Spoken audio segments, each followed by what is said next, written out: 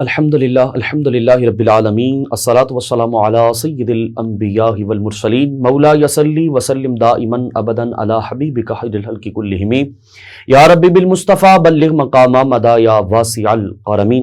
ناظرین، آپ دیکھ رہے ہیں پروگرام رحمت رمضان۔ میں ہوں آپ کا میزبان علامہ محمد کاشف مدنی۔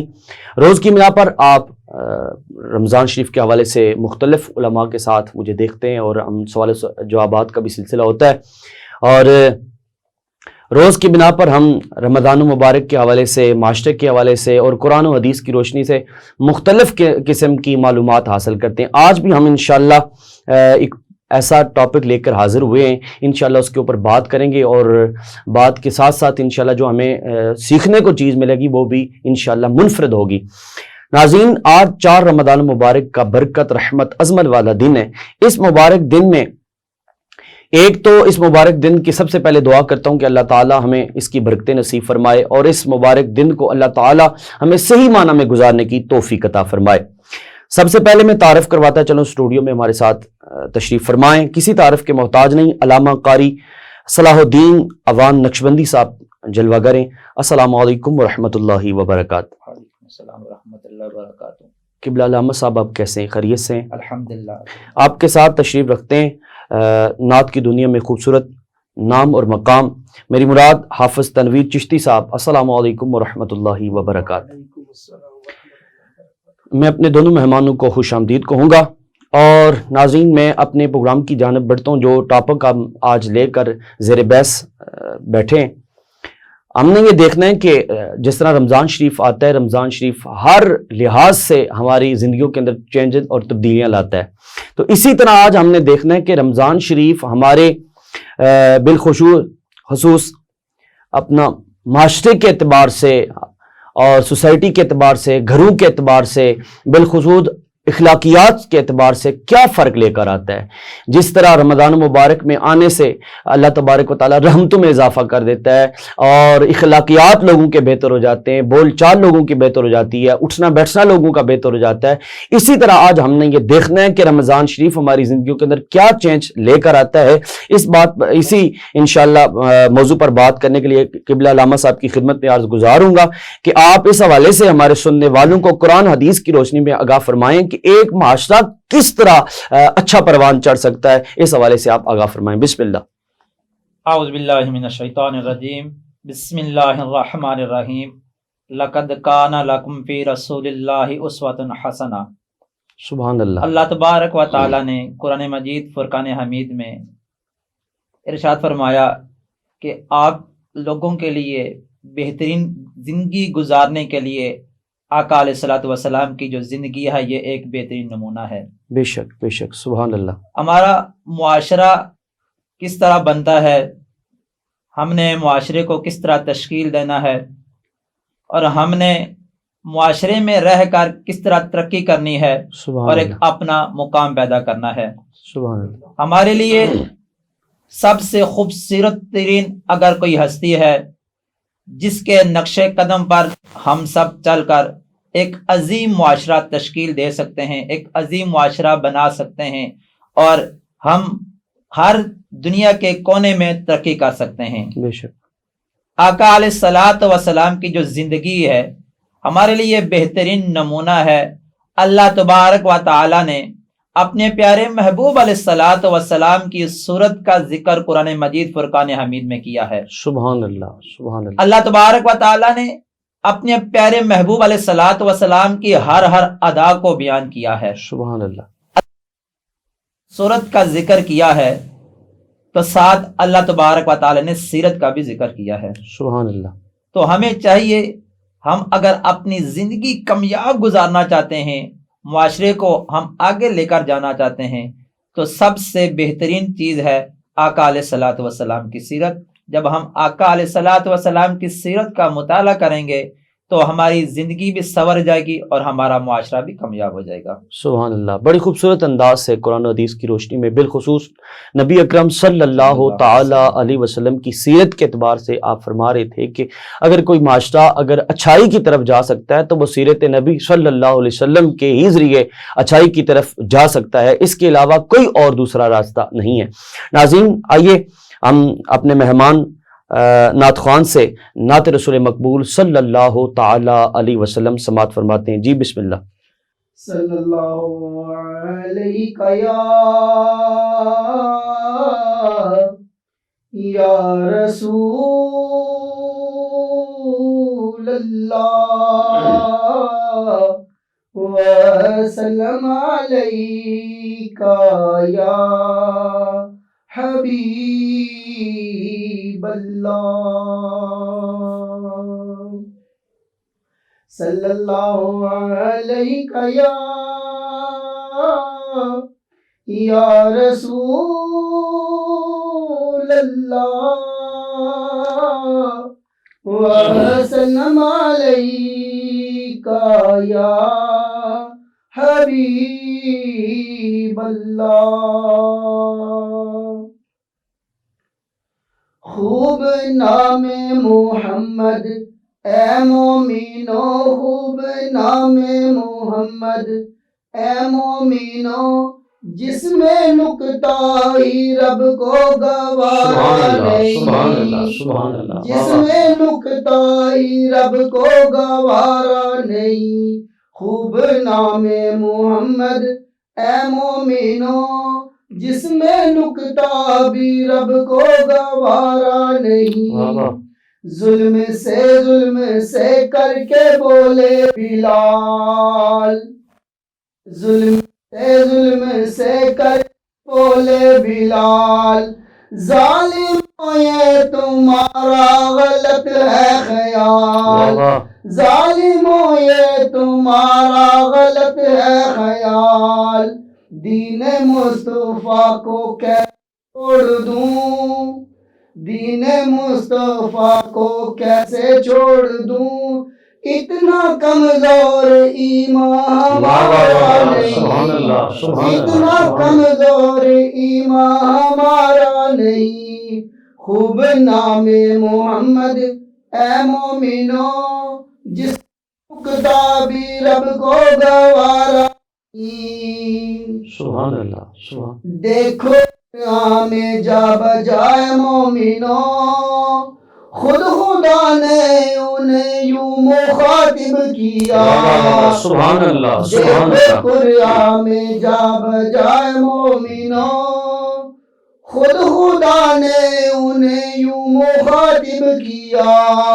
کبھی طٰہٰ کہا، کبھی یاسین کہا، کبھی طٰہٰ کہا، کبھی یاسین کہا. نام لے کر کبھی بھی پکارا نہیں، نام لے کر کبھی بھی پکارا نہیں. خود خدا نے نبی سے یہ فرما دیا، جو تمہارا نہیں وہ ہمارا نہیں. خوب نام محمد اے مومنو، جس میں نکتہ بھی رب کو گوارا نہیں. ماشاءاللہ ماشاءاللہ. ناظرین یہاں پر وقت ہوتا ہے ایک بریک کا، انشاءاللہ بریک کے بعد پروگرام کا بقیہ حصہ انشاءاللہ ہم آگے بڑھائیں گے.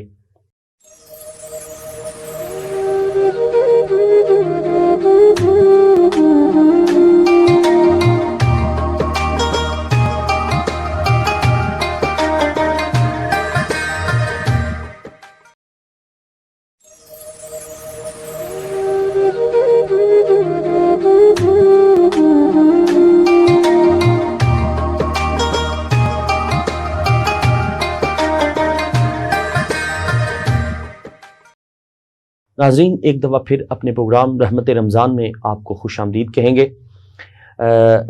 ہم قرآن و حدیث کے اعتبار سے معاشرے کے حوالے سے بات کر رہے تھے. قبلہ علامہ صاحب کی خدمت میں ہم عرض گزار ہوں گے کہ کن چیزوں سے معاشرہ بگڑ جاتا ہے، کن چیزوں سے معاشرے کے اندر بربادی آتی ہے، کن چیزوں سے معاشرہ جو ہے تباہی کی طرف جاتا ہے. ہماری اصلاح فرمائیں. بسم اللہ. جی علامہ صاحب، آپ نے بہت ہی پیارا اور خوبصورت سوال کیا ہے کہ کن چیزوں سے جو معاشرہ ہمارا تباہ ہوتا ہے. بڑا ہی پیارا سوال ہے. میں آپ کے سوال کا جواب دینے سے پہلے جو آپ نے مجھ پہ پہلا سوال کیا تھا کہ معاشرہ کس طرح بنتا ہے، تھوڑا سا اس کا میں جواب دے کر پھر میں اپنے سوال کی طرف آتا ہوں.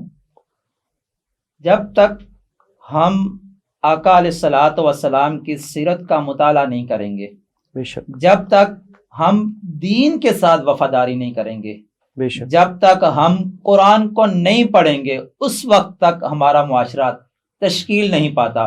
بے شک آقا علیہ الصلوۃ والسلام نے اپنے آخری خطبے میں یہ ارشاد فرمایا تھا کہ اگر آپ قرآن پڑھیں گے تو آپ کامیابی کی طرف بے جائیں گے، شک بے شک اگر قرآن سے روح گردانی کریں گے تو آپ گمراہ ہو جائیں گے۔ بے شک تو آج ہمارے لیے بہت ہی زیادہ ضروری ہے، جہاں پر ہم دنیاوی تعلیم کو زیادہ ترجیح دے رہے ہیں، ہر میدان میں ہم آگے نکلنے کی کوشش کر رہے ہیں، ہم دنیا میں تو کامیابی حاصل کر رہے ہیں، دنیا کے اعتبار سے ہم بہت زیادہ آگے جا رہے ہیں، مگر اگر ہم دین کے اعتبار سے دیکھیں تو ہم اتنا ہی زیادہ پیچھے آ رہے ہیں۔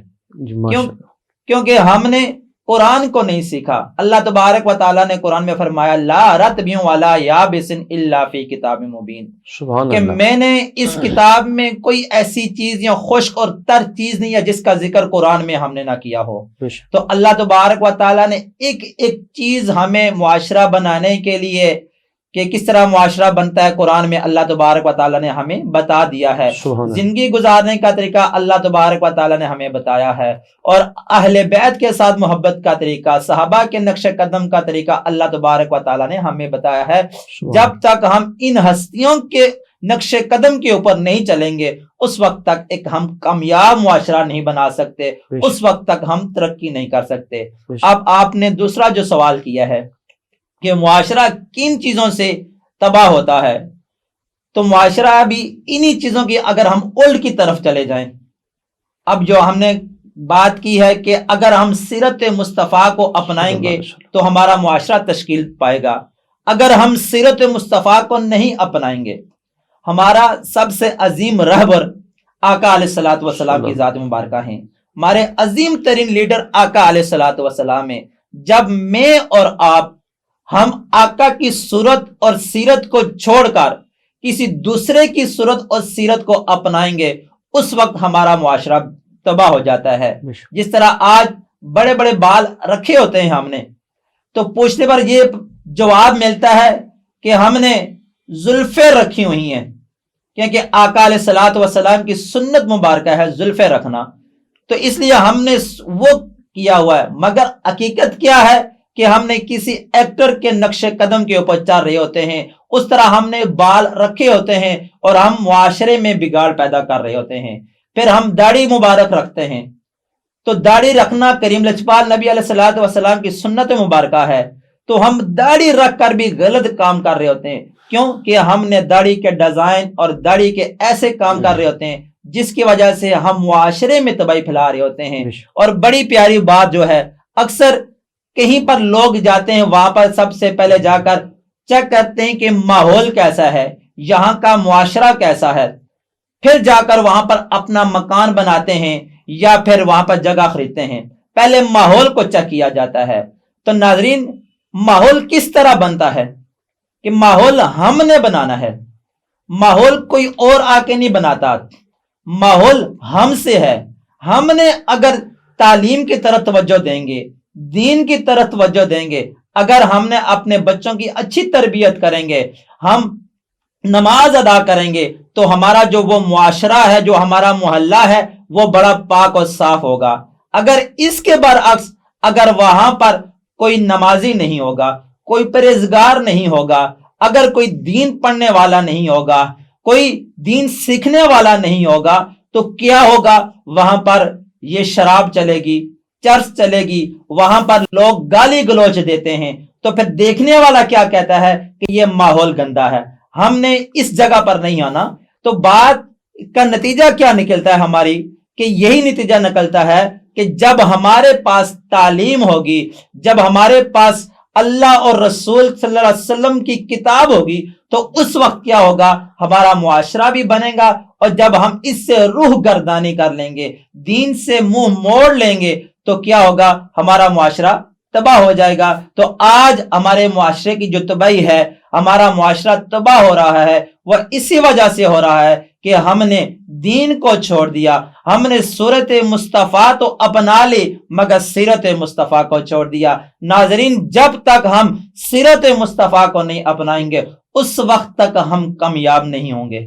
ماشاءاللہ، بہت خوبصورت اور احسن انداز سے جو آپ ارشاد فرما رہے تھے، اور ناظرین سننے والوں کے لیے یہ بڑی خوبصورت بات تھی علامہ صاحب نے عرض فرمائی کہ کوئی معاشرہ اب تک وہ کامیابی کی طرف نہیں جا سکتا، وہ امکنار کی طرف، وہ بلندی کی طرف نہیں جا سکتا جب تک اس کے اندر تعلیم یافتہ لوگ شامل نہیں ہوں گے، جب تک اس کے اندر پڑھے لکھے لوگ شامل نہیں ہوں گے، جب تک وہ معاشرہ نبی اکرم صلی اللہ تعالی علیہ وسلم کی تعلیمات سے آشنائی حاصل کرے گا۔ اگر کوئی یہ چاہتا ہے کہ وہ معاشرہ اچھا ہو، گھر کا ماحول اچھا ہو، اولاد کا ماحول اچھا ہو، بیوی بچوں کے معاملات جو ہیں وہ بہتر سے بہتر طریقہ کار سے چلیں، تو اس کے لیے سیرت نبی صلی اللہ تعالی علیہ وسلم کا مطالعہ کرنا ہوگا۔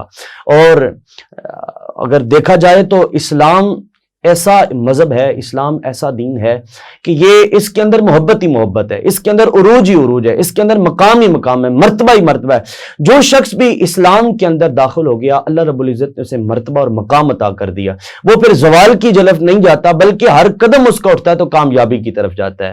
اور علامہ صاحب نے بڑی خوبصورت بات کی کہ جہاں پر کوئی نہ کوئی غلط فہمی یا کوئی نہ کوئی برا کام ہوتا ہے تو اس کو روکنے والا کوئی نہ ہو، اس سے اجتناب کرانے والا کوئی نہ ہو، تو وہ ایک کو دیکھ کر دوسرا، دوسرے کو دیکھ کر تیسرا، پھر یوں ہی پورا معاشرہ وہ خرابی کی طرف جاتا ہے۔ سننے والوں سے یہ کہوں گا کہ اگر آپ دیکھتے ہیں کہ کسی ایک جگہ سے کسی سے مسٹیک ہو رہی ہے، کسی سے کوئی غلط واقعہ کام ہو رہا ہے، تو اس کو آپ اس کی اصلاح کرنے کی کوشش کریں، اس کو اس کام سے میرا مطلب اس کو اس کام سے دور کرنے کی کوشش کریں، وہ کام، وہ غلط فہمی بندوں سے دور کرنے کی کوشش کریں، تاکہ ایک اچھا اور خوبصورت معاشرہ بن کر آپ کو اور میرے سامنے آئے۔ کامیابی اسی میں ہوگی، تب بھی جا کے وہ معاشرہ ایک کامیابی کی طرف آئے گا۔ جب ایک بندہ غلطی کی طرف اشارہ کرتا ہے یا غلطی کی طرف قدم بڑھاتا ہے تو چند بندے اس کی اصلاح کرنے کی کوشش کریں۔ آج ہمارے ہاں ہوتا ہی ہے کہ ایک شخص اگر گناہ کی طرف چلتا ہے یا برائی کی طرف چلتا ہے تو اس کی اصلاح کرنے کی کوشش ہماری ایسی ہوتی ہے کہ ہم اس کو اس طریقہ کار سے اس کی اصلاح کر رہے ہوتے ہیں کہ وہ چار بندوں کو دیکھ کر بجائے وہ راہ راست پہ آنے کے وہ بگاڑ کی طرف زیادہ جاتا ہے۔ تو اس لیے سننے والوں سے گزارش کروں گا کہ اگر کوئی شخص برائی کی طرف چلتا ہے تو اس کی اصلاح اس انداز سے کی جائے تاکہ اس کی عزت نفس بھی مجروح نہ ہو، تاکہ اس کا عزت جو ہے وہ بھی برقرار رہے، اور اس کے ساتھ ساتھ پھر وہ دین اسلام کی طرف اس کو دین اسلام کی رغبت دلائی جائے، قرآن کی اس کو بات بتائی جائے، حدیث مصطفیٰ صلی اللہ علیہ وسلم سنائی جائے، اور کسی صحیح عالم دین کے پاس اس کو پیش کیا جائے، تاکہ وہ ایک اچھے معاشرے کی اس کو پہچان تب بھی آئے گی جب وہ قرآن و حدیث سے آشنائی حاصل کر لے گا۔ ناظرین، اسی کے ساتھ ہمارا پروگرام رحمت رمضان اختتام پذیر کی جانب جا رہا ہے۔ میں آخر میں اپنے مہمانوں کا ایک دفعہ پھر شکریہ ادا کروں گا کہ آپ نے اپنی گناہوں مصروفیات سے ہمارے لیے ٹائم نکالا۔ اللہ پاک آپ کا آنا بھی قبول فرمائے۔ ناظرین، انشاءاللہ عز و جل پھر نئے مہمانوں کے ساتھ کل آپ کی خدمت میں حاضر ہوں گا، تب تک کے لیے مجھے اجازت دیجیے۔ السلام علیکم ورحمۃ اللہ وبرکاتہ۔